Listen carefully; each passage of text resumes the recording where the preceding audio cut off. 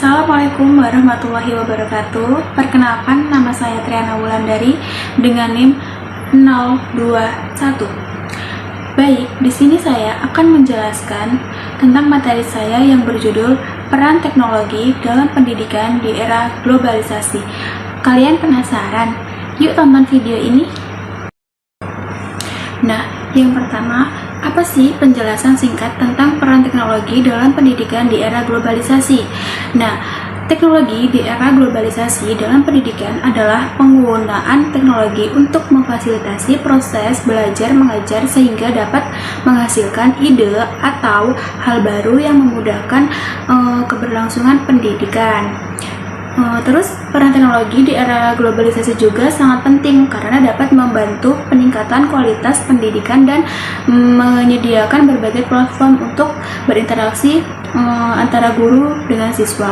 Dan selain itu juga teknologi membantu dalam pengembangan keterampilan abad ke-21 seperti keterampilan digital, terus kreativitas dan kolaborasi. Penggunaan alat dan aplikasi digital itu seperti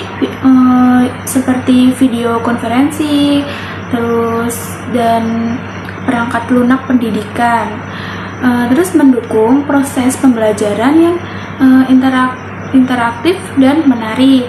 Dengan demikian, teknologi berperan dalam mempersiapkan generasi muda untuk menghadapi tantangan global yang semakin kompleks. Nah, materi yang kedua ini aku mau ngejelasin manfaat peran teknologi dalam pendidikan di era globalisasi. Teknologi ini mempunyai 9 manfaat yang sangat penting dalam pendidikan di era globalisasi. Yang pertama itu ada akses ke informasi dan sumber belajar. Teknologi memudahkan akses berbagai informasi, materi pembelajaran, dan sumber daya pendidikan secara cepat dan efisien melalui internet. Yang kedua itu ada pembelajaran jarak jauh. Teknologi memungkinkan pendidikan berlangsung tanpa adanya batasan gitu. Kayak misalkan beda tempat itu bisa melalui kelas virtual, webinar, dan aplikasi pembelajaran yang online. Dan ini memberikan kesempatan bagi siapa saja yang ingin belajar di mana saja. Nah, ini ada beberapa gambar tentang teknologi dalam pendidikan. Contohnya itu. Nah, yang ketiga ini ada interaksi dan kolaborasi. Teknologi memungkinkan kolaborasi antara siswa, guru, dan rekan-rekan yang lainnya itu misalkan jauh gitu ya, bisa menggunakan Google Classroom terus atau Zoom gitu. Jadi nggak ada alasan kayak kita tuh beda tempat atau mau kerja kelompok tuh tetap bisa gitu pakai platform itu. Yang keempat, personalisasi pembelajaran. Dengan bantuan teknologi, pembelajaran dapat disesuaikan dengan kebutuhan individu siswa. Aplikasi dan pendidikan dapat menawarkan latihan yang sesuai dengan tingkat kemampuan dan gaya belajar masing-masing siswa. Nah, yang kelima itu ada pengembangan keterampilan digital. Ini tuh pendidikan di era globalisasi yang mengharuskan siswa untuk memiliki keterampilan digital yang mumpuni gitu. Teknologi mendukung pengembangan keterampilan dan melalui aplikasi dan alat pembelajaran yang mengajarkan pemrograman, desain grafik, analisis data, dan keterampilan lainnya. Yang keenam itu ada peningkatan kualitas pengajaran.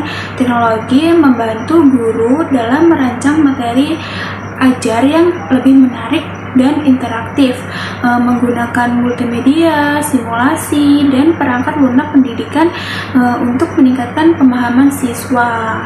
Nah, yang ketujuh itu ada evaluasi umpan balik otomatis. Nah, ini tuh sistem evaluasi berbasis teknologi memungkinkan guru untuk memberikan umpan balik secara langsung dan memonitori perkembangan siswa dengan lebih efisien melalui platform seperti kuis online, ujian berbasis komputer, dan sistem penilaian otomatis.